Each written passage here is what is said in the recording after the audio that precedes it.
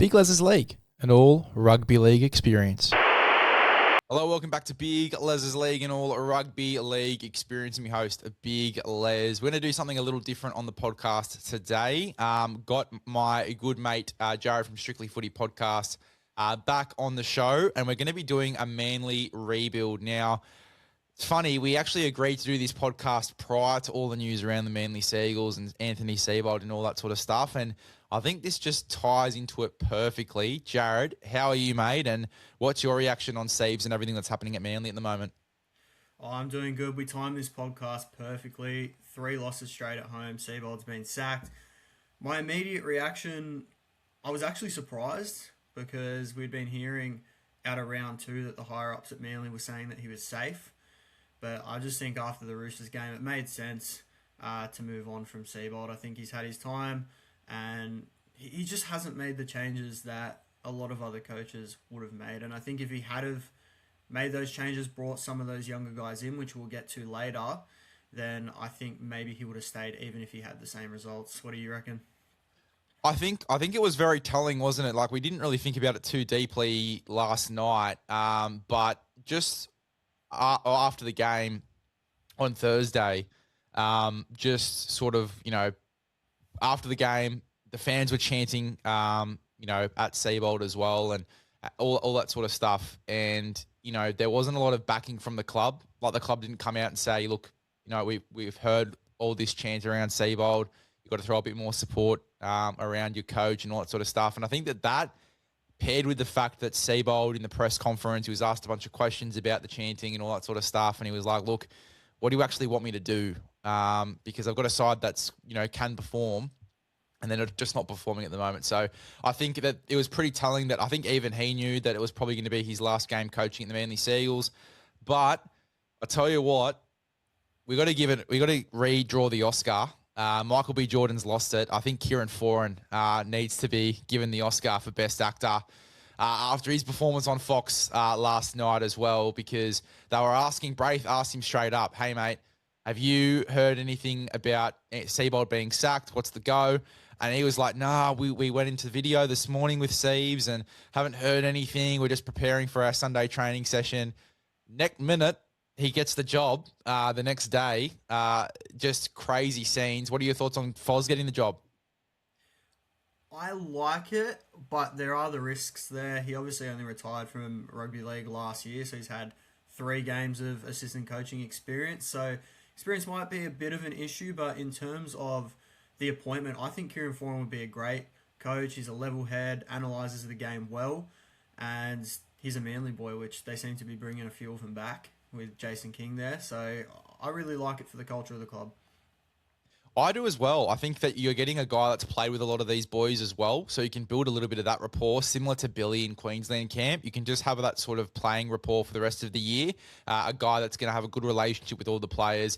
And I think from a player security perspective as well, like, I think it's just really, really good because you're worried about a lot of these other guys having faith in the club. And, there's obviously been a ton of chat about, guys requesting releases and all that sort of stuff behind the scenes, or just a little bit of unrest. The fact that you got Foz in there, who the boys have a relationship with, I think that's going to be perfect.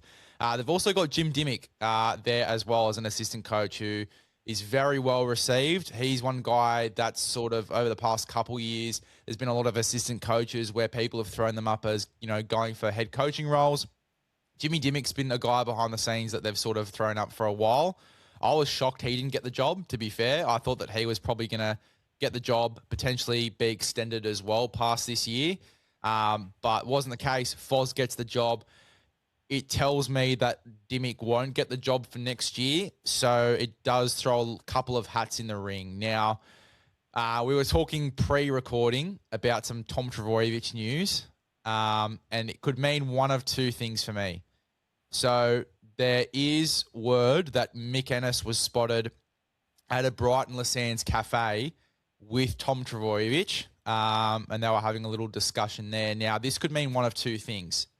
This could be, one, it could be Mick Ennis sussing out the Manly Seagulls to see if it's worth jumping in there as a head coach. Or 2, it could be Tom Trbojevic sussing out the St. George Illawarra Dragons before knowing that Siebes was obviously going to be sacked as a potential move for him for next year. What are your thoughts as to who's coming in? Who would be your ideal guy to come in for 27 as the head coach? My immediate thoughts on the Tom Trbojevic news is I've got no idea. They're both very valid takes. Tom Trbojevic did seem a little bit unsettled coming into this season. We gave him the captaincy to kind of mitigate that, but yeah, it wasn't looking good under Seibold, so it wouldn't surprise me if Turbo was sussing out potentially leaving Manly, especially if Jake is thinking about hanging them up at the end of the year. Ennis could be a shout because he knows the systems of Manly, so he could be sussing out the job, maybe even looking at the interim one there. But yeah, I'm not too sure. I'm hoping it's certainly not the first option because I want Turbo to stay at the club. In terms of 2027 options, if Foreign does well, you could look at him, but Matt Ballin up at the Brisbane Broncos at the moment, obviously an old Manly boy. Would love to have him back. He's been learning the ropes up there in a good system, so that could be good for us. The other one I'd be looking at is potentially Brad Arthur. I'm not sure how long his contract is with the Rhinos over in England, but he was the assistant coach at Manly quite a while ago. I thought he did an okay job for Para. What do you think on that? I think Brad Arthur's good to go. He was obviously unlucky to miss out on the Bears job. He made himself available for that, I believe. So I think he is good to go for next year. I think that if you're looking for a guy with head coaching experience in the NRL, I think Brad Arthur's probably your best shout. Mick Ennis is always a guy that's been thrown up as someone who's been in the assistant coaching ranks for a little while now and could potentially go well as a head coach. I think his knowledge around the game, Mick Ennis would be a really, really good option. Not sure how it would be perceived by the old boys because I know the old boys really want Matt Ballin in there. And they have for a very long time. So it'll be very interesting to see which way they go, if they want to go in favour of the old boys and bring in Matt Ballin as the head coach, or if they want to go for someone with coaching experience in the NRL, like a Brad Arthur, or bring through someone like a Mick Ennis. It is a shame with Hannay that he wasn't coming off contract the year after because Josh Hannay would have been awesome. But yeah, Brad Arthur for me, I think if you're looking for a guy that's got plenty of coaching experience in the NRL, has had success with an NRL side, getting them to finals, I think that Brad Arthur would be a shout. And I think he could do well with that roster. I think whoever you bring in, you've got to have a bit of a clean out. And this is the purpose of this podcast. We're going to be talking about their current roster. We're going to be talking about how they should shape their lineup going into the rest of the season, or at least over the next couple of weeks, based off the form to start the season. So keen to get stuck into this because, again, this was the main point of what we were trying to do on the podcast before the Seibold news even dropped. Mate, one thing I want to touch on here, anything else on the Manly coaching stuff, anyone else that sort of hasn't been thrown up that you would want to bring in there before we get stuck into the rebuild? No, not really, but you did make a great point on Josh Hannay, and that is why a lot of Manly fans kind of were hoping that this decision would be made last year. It seems a bit weird to go through a whole preseason and then sack a coach by round 3, because Josh Hannay would have been an option. Guys like Justin Holbrook would have been an option. He's doing great things at Newcastle. A very attacking-minded coach, Justin Holbrook, which could suit our system. So yeah, I think you made a great point there, and this probably could have been done last year. Yeah, 100%. 100%. I think there was so many better coaches on the market last year that you could have swooped up compared to this year as well. Mate, let's get stuck into the rebuild. And before we get started, I actually just want to go through the Manly's outs for this year, the guys that left at the end of last season, because the list is a lot bigger than even what I remember doing the season preview. So for Manly, you've lost Josh Aloiai due to retirement. Jake Arthur, he went to Hull. Gordon Shan-Kum-Tong to the Bulldogs. Michael Cheekham. Daly Cherry-Evans. Lachlan Croker, obviously due to retirement. Atasi James was released. I believe he's at the Cowboys at the moment. Matt Lodge is at the Cowboys. You've lost Dean Madison, Chris Patolo, Toe Sipley, Tommy Talau, Jazz Tavanga, and Raymond Tuimalo Vega obviously left, I believe, at the start of the year to go to North Sydney. So you've lost a ton of players there, a ton of depth in each position, which I think has definitely affected you guys a little bit, especially in the lower grades too.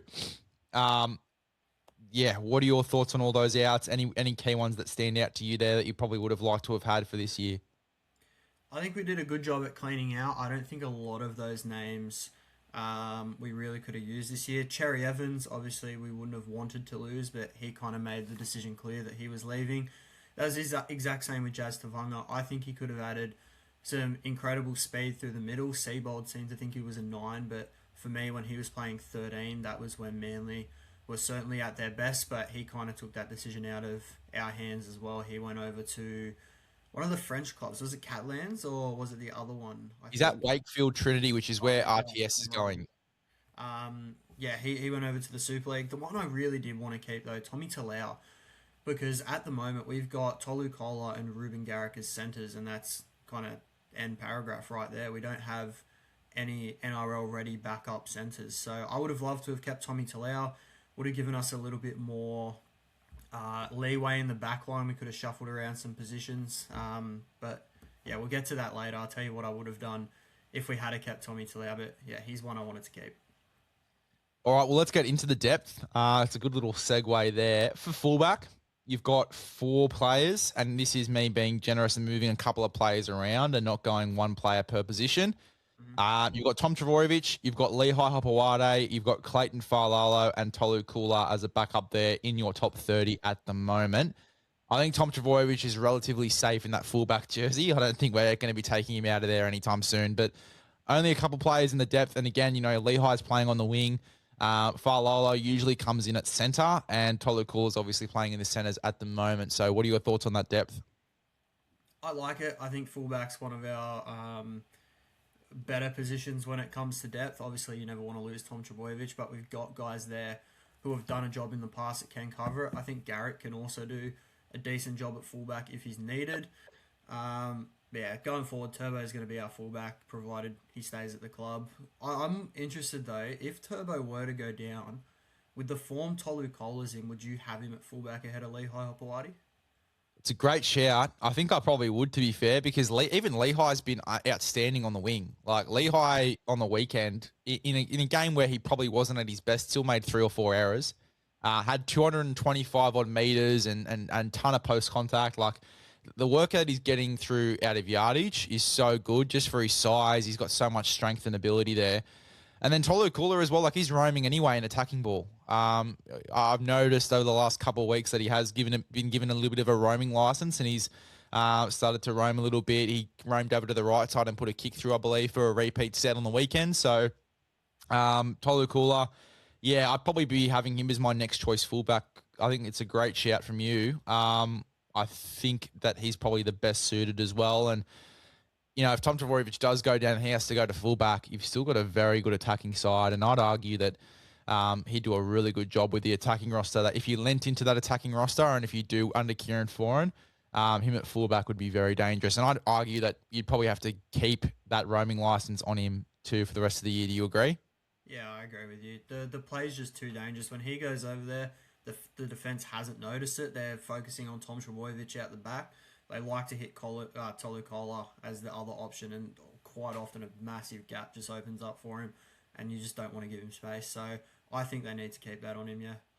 100%. Let's move to wing. At the moment, the depth is Jason Saab, Lehigh Hopewade, Navrin Willett, Clayton Failalo, Ruben Garrick, Tolu Kula, Blake Wilson. And again, being generous, moving a couple of guys around that are in other positions at the moment. So realistically, if you take out Tolu Kula and Ruben Garrick, the depth is Saab, Hopewade, Navrin Willett, Clayton Failalo, and Blake Wilson at the moment.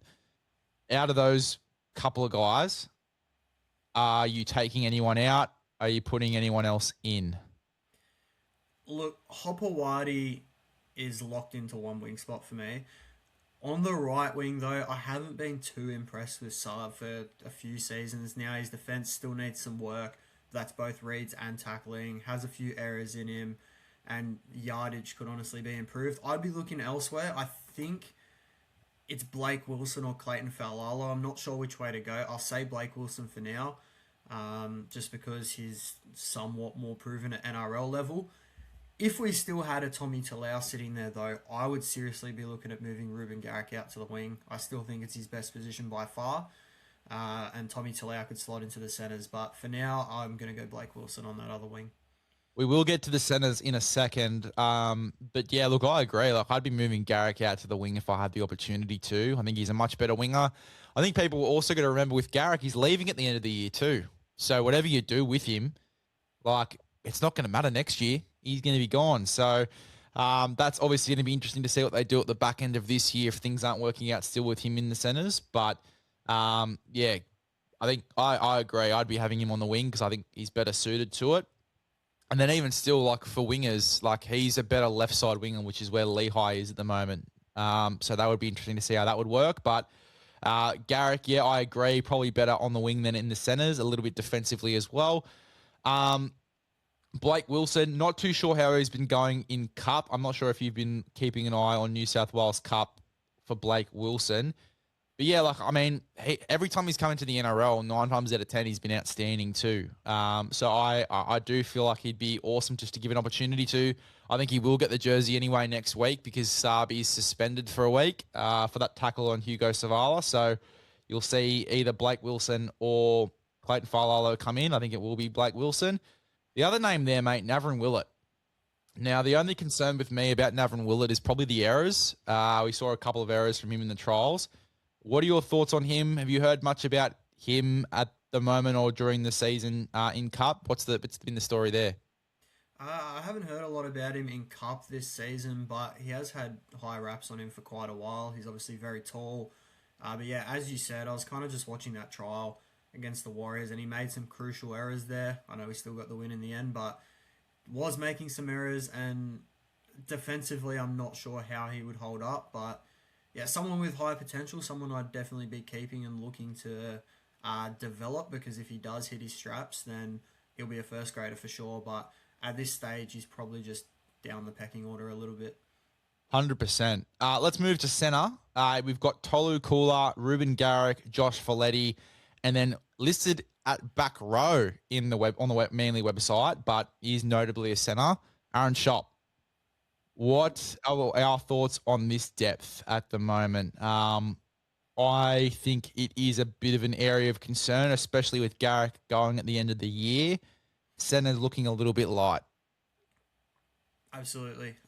Kohler locked into one spot, Garrick leaving at the end of the year. The other names, I think he said Josh Folletti, who had high raps coming through grades, but kind of hasn't hit his straps yet. Went to the Tigers for a bit, then came back to us. Aaron Schopp, I believe, is out with an ACL injury. Yeah, there you go. So next year he'd be returning fresh off that.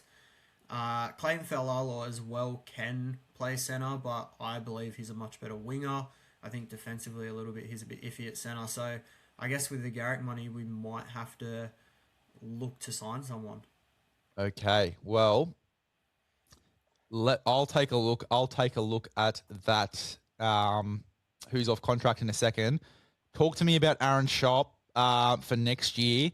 Is he a guy that you'd be happy to sort of plug a hole with next year? Or if you absolutely had to, would you go with Folletti instead? Where would you go there if you had to plug a hole with someone you have internally? It probably would be Aaron Schopp. I'm not sure what's happened to him at the likes of the Bulldogs and the Titans. I actually thought he was performing well at both those clubs, and then just kind of fell out of favour. I'm not too sure why. Was doing okay in reserve grade for Manly as well, so I don't see why Aaron Schopp isn't someone who can get a chance. I loved him as a player at other clubs, so I'd like to see him get a chance at Manly for sure. Yeah, well, it'll be interesting to see what they do. I'm going to throw some names at you. Players off contract in the centres at the moment, according to Zero Tackle. And then let me know what your thoughts are. I need to sift through this as well and see who is still actually off contract. Jake Averillo. Would you go after Jake Averillo? I would, yes, but I think Jake Trbojevic is going to get a contract downgrade as well. I think a lot of that money needs to be spent in the forward, so I'm going to want someone who's a little bit on the cheaper side. Jake Averillo might not be that, but Averillo is someone I'd look at for sure. Rocco Berry. Yes, he's someone I'd go for. Defensive workhorse, kind of what we need on that edge. I know he's playing wing at the moment, but Braden Burns from the Cowboys. Probably not. I think he's a better winger. Would you go for South Sydney? Currently have him at the moment, but he was at the Warriors. Moala Graham Tolfa. I think he's got some potential, but I'm not sure his first grade level yet. I'd prefer Avarillo or Berry at this stage. Jesse Ramian. Yes, he's someone I'd go after, depending on And what he's going to ask would for. you bring Tommy Talau back? Yes, absolutely. I'd bring Tommy Talau back. I thought he was awesome for us. I'm not sure why we let him go. I'm not sure whether he forced it to be closer to his girlfriend, but yeah, not sure. Tommy Talau there, I think the option I'd go for because you could get him for a little bit cheaper.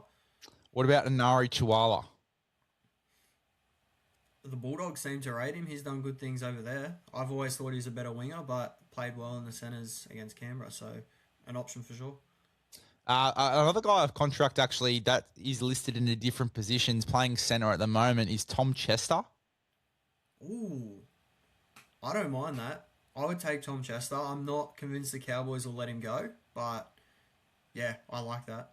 All right, well, there you go. There's a couple of players that are off contract at the moment. I might keep that open for a little bit later in the podcast. Let's move into the halves. We've got Jamal Fogarty, Luke Brooks, Joey Walsh. Tony Large coming through at the moment. He's an SG ball, but he is looking very good, looked good in the trials. And then Brandon Wakeham, you've got there as well, playing hooker at the moment, but obviously can cover in the halves. Zach Docker-Clay also at the club. The depth in the halves is not bad, but it is definitely an older roster. Mm-hmm. Fogarty, I think, obviously locked into that halfback spot. I think the 6 is the biggest talking point at the moment. My thoughts, and it's been the same since round 1, not just right now, is that Joey Walsh should be in that 6 jersey. I think he's good enough, was tearing up Cup last year, won our New South Wales Cup Player of the Week multiple times, and he only had maybe 8 to 10 games in New South Wales Cup. He runs both sides of the field. He wants his hands all over the ball. Great running game, good kicking game. And I think it would just be good for him to have first grade experience under Jamal Fogarty, to kind of learn the ropes of being a half in the NRL before he ends up being the long-term half and is expected to lead the team to great things. Yeah, that's the only thing that sort of sets me back a little bit is if you're putting him at 6, you're putting him at second fiddle. Like if I'm bringing Joey Walsh in, I sort of want him to be the general. So I don't know if you sort of wait and bring him in later or just give him that extra time to develop in Cup before bringing him in.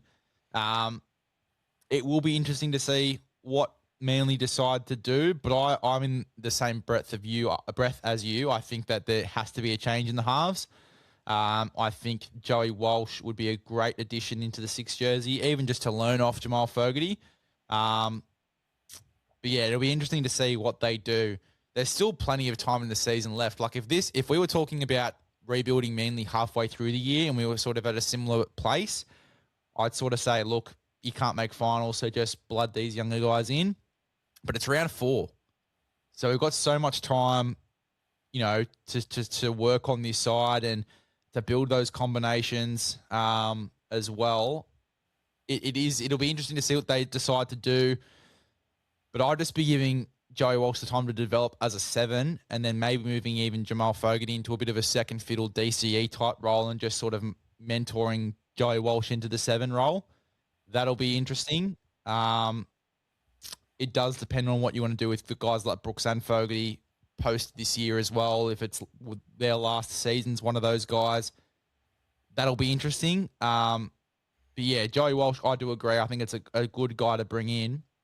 Have you heard too much about Onatani Large? I thought that he was playing Cup. I was under the impression he was playing Cup, but he is playing SG Ball, which I was pretty surprised to see, especially after seeing him in the trials and how well he was doing.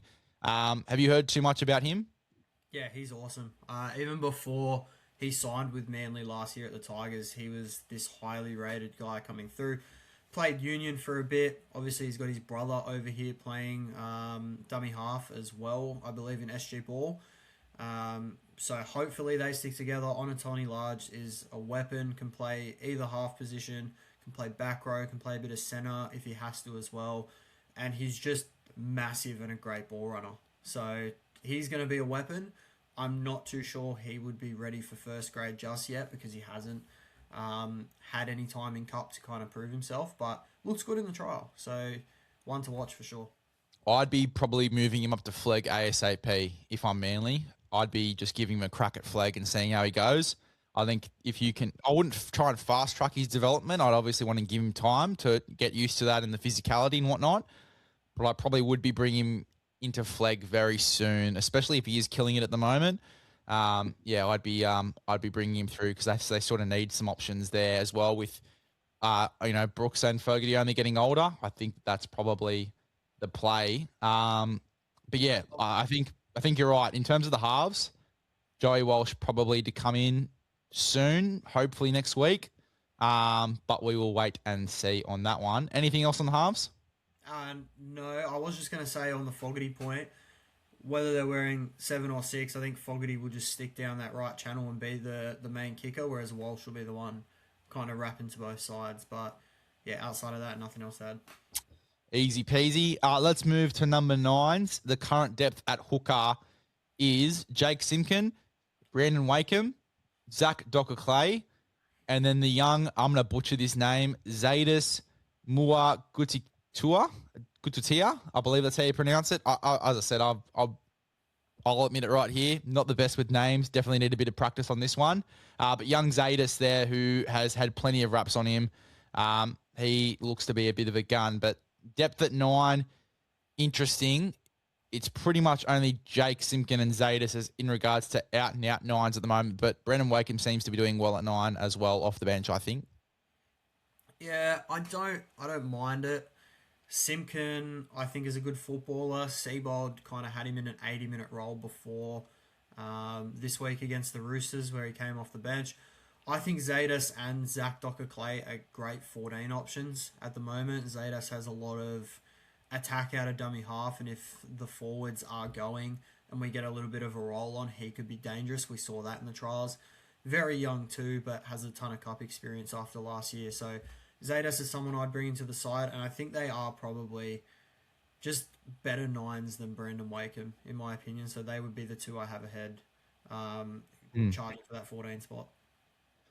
The thing I like with Brandon Wakeham is in the 14 jersey is just his versatility. He can come in a bit of different roles. He can probably play a bit of that roaming lock sort of role as well if you absolutely need him to, if he doesn't come on at 9. A little bit of a kicking game, obviously. But I did like his creativity, and he looked good in the trials. So that's probably the thing that's got him for me in the 14 jersey at the moment. But if Zadis is killing it, then I'd look to bring him in then ASAP. I'd look to I want to see how he goes. Maybe if that's, on the extended 6-man bench, we'll have to wait and see. But if he is killing it in the lower grades, I'd definitely look to give him an opportunity here or there, maybe against weaker oppositions, just bringing him in and just seeing how he goes. But yeah, look, it's not the worst depth. Would you probably look at bringing someone else in for a bit of depth there, or are you happy with that depth at the moment for hooker? I think if you're looking to win a comp, you probably need to look to bring someone in unless Zadas absolutely explodes. But I think there's other priorities at Manly at the moment more than dummy half. So there was a lot of Manly fans are floating around the idea, and I don't love it. If Joey Walsh comes in, would you get Brooks into that kind of 14 rotation and he can play a little bit of 9? I don't mind it. I think the thing with that is, one, he obviously doesn't have an experience in the 9 position. Never played there before in his career. I think he's only had one game there over the last couple of weeks. I think he hopped in there for a little bit, either one game at the back end of last year or maybe in the trials. Mm-hmm. I don't like it. I don't like it because he hasn't played there before. But I guess if you're looking at it from the positives and what you could get out of that, he has a good running game, and just running at a 9 as well. If you're looking at him as a bit more of a run first 9, maybe that's the go.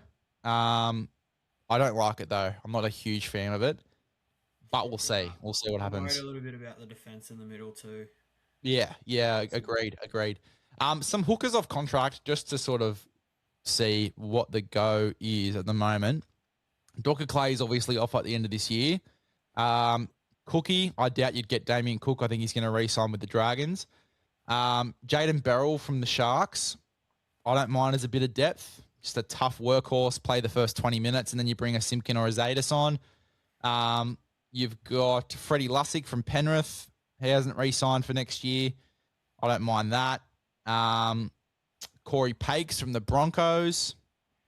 Jake Turpin from the Dogs. Billy Walters, a bit more of an experienced 9. Any of those jump out at you?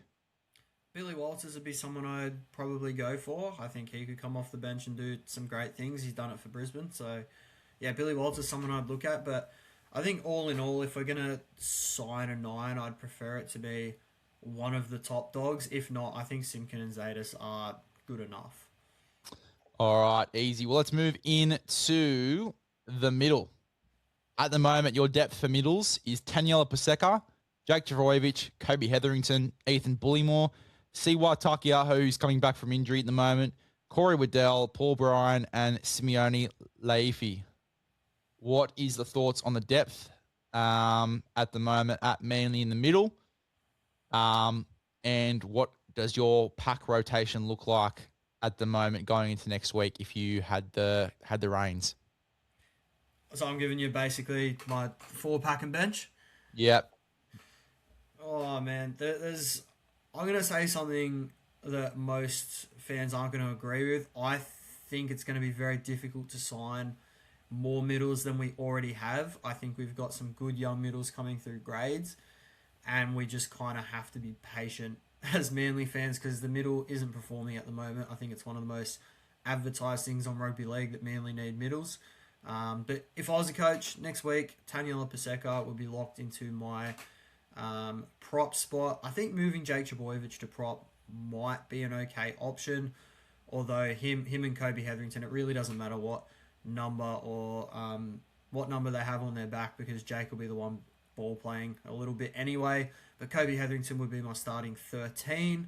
I'd have Ola Kawatu and Ben Trbojevic in the back row. I think we don't have any other back row to kind of replace Ben anyway. And then on the bench, I'd have Zadis, Bullymore, Laifi, and I'd have Paul Bryan, but if Tauke Aho's back, probably Tauke Aho for the 17.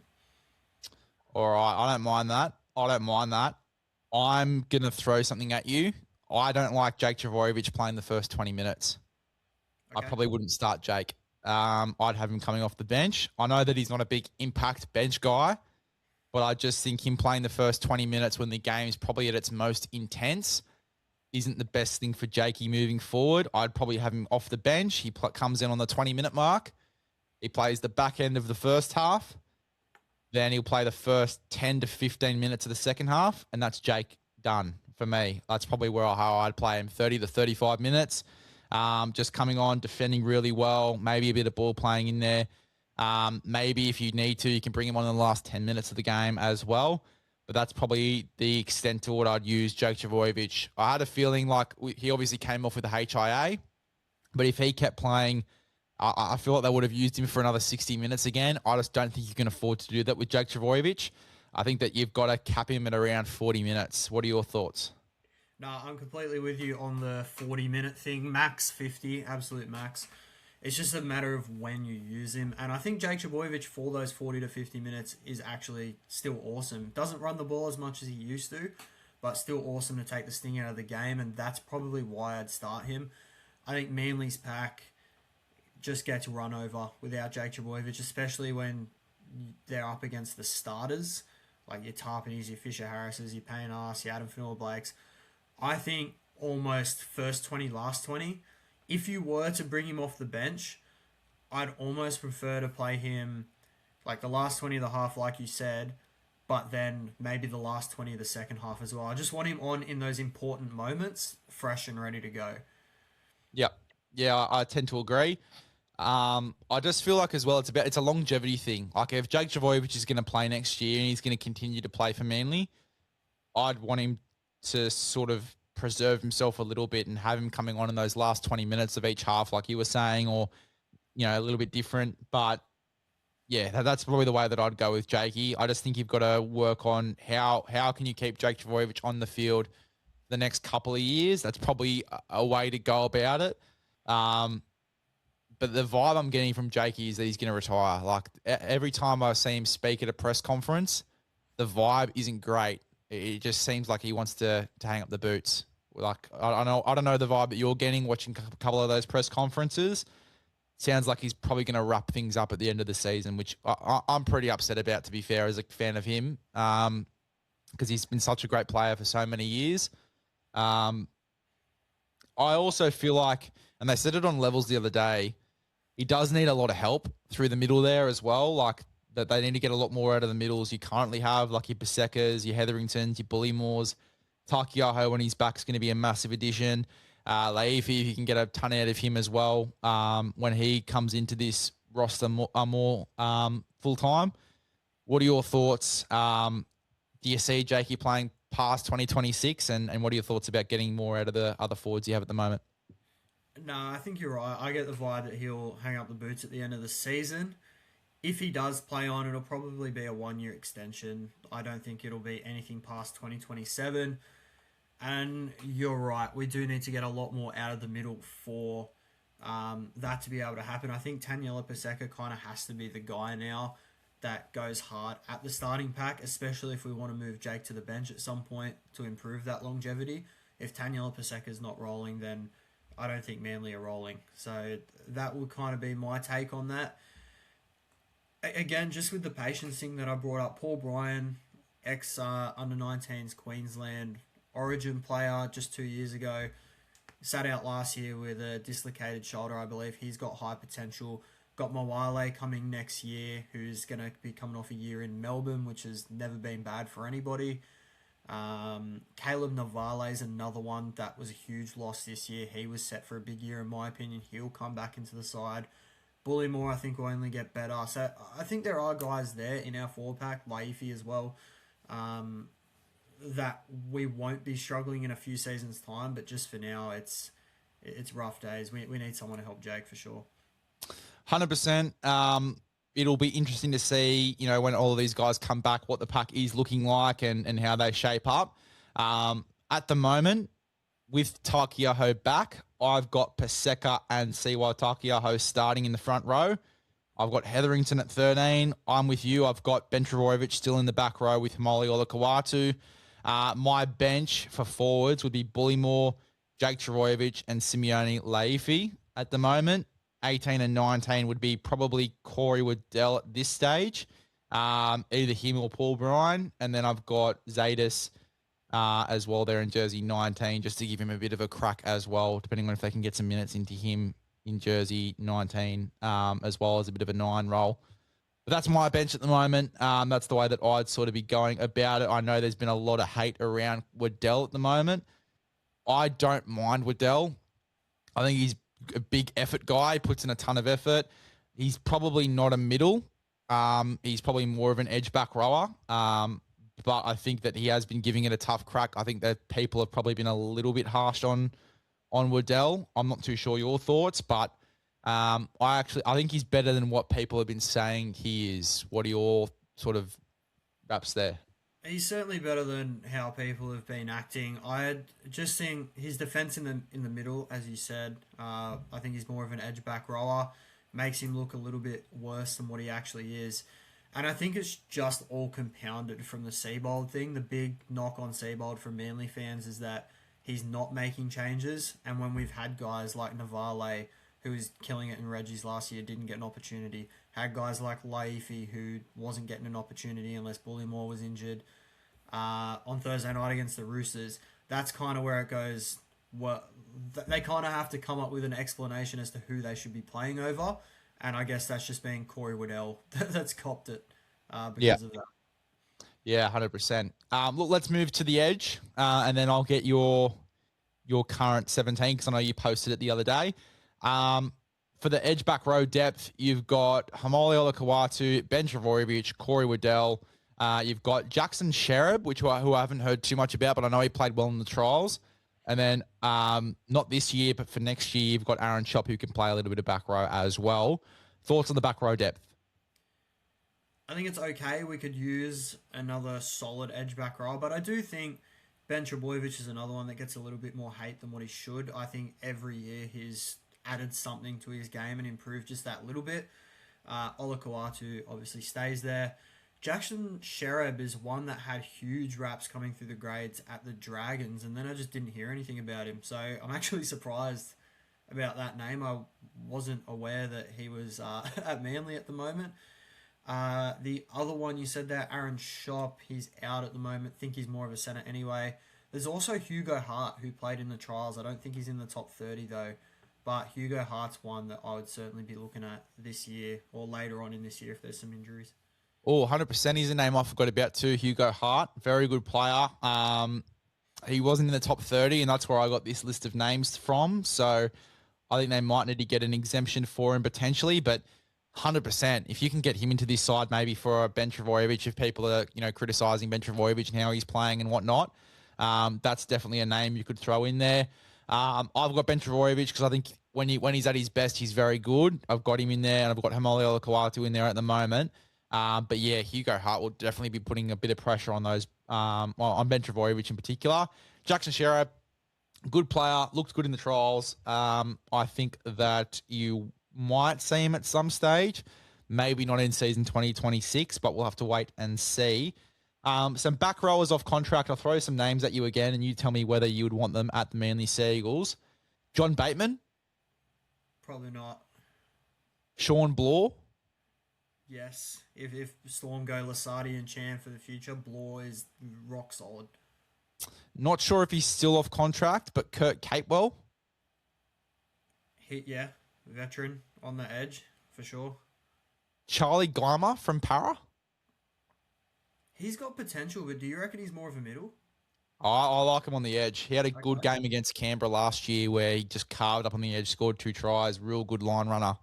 Mm-hmm. So I don't want him. Yeah. Brodie Jones from Newcastle. He's actually all right, Brady Jones, I like him. So yes. Would you go for who else is here? Tony Sukar from the Tigers. Again, wasn't bad, but would probably just be a depth piece if we're picking him up. Kelma Tuolangi. Oh, I don't know because we already had him. Yeah, I know. That's why I wanted to throw him up. Yeah. It depends how he goes this year. All right. Let's go through the current 17s for changes for next week. I haven't got too many changes, to be fair. I've already gone through my pack, but I'll go through the full 17. I've got Tommy Turbo at fullback. I have got Lee Hapawade. And at this stage, with Saab out next week, I am probably going to go with Blake Wilson on the wing. I've got Kula and Garrick in the centres still. I've got Joey Walsh at 6 with Jamal Fogarty at 7. Taniela Paseka up front with Siwa Takiaho. I've got Jake Simkin at 9. Ola Kawatu, Ben Trebojevic in the back row. I've got Kobe Hetherington at 13. My bench is Brandon Wakeham currently at 14. I've got Ethan Bullymore, Jake Trebojevic, Simeone Lafai in the 17. And then Corey Waddell at 18 and Zadis there in jersey number 19. Have you got your 17 there? What does your side look like for Manly? Yeah, so similar to you, I got the same back line. Tommy Trebojevic at fullback, Hopewadi and Blake Wilson on the wing. That would be the same for me regardless of whether Saab was there or not. Kohler and Garrick would be my centres. Same halves as you. I got Joey Walsh and Jamal Fogarty.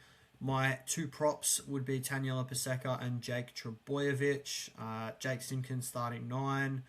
Back row, I've got Ola Kawatu and Ben Trebojevic. And at lock, I've got Kobe Hetherington. On my bench, the middles are going to be Ethan Bullymore, Taukeaho, and Laifi. The 14, I'm going to go Zadas in hope that he can get some minutes off the bench. I think Jake Simpkin plays a better game when he's not having to go the full 80 as well. So Zadas would be the plan. However, if there is that kind of backline injury, or halves injury, I've got Luke Brooks and Clayton Falola in my 18 and 19. So if there's an injury there, Zaydas will be the one that just doesn't get used. Okie dokie. Well, there you go. That is a little bit of a Manly rebuild there. We've gone through a couple of players off contract as well for some certain positions that need the depth. But I think the key point that we got out of today was there is depth. There is depth in the middle. And once a couple of these guys like Inavales and other pieces come back into the puzzle, it looks a lot better than what it does right now for the Manly Seagulls.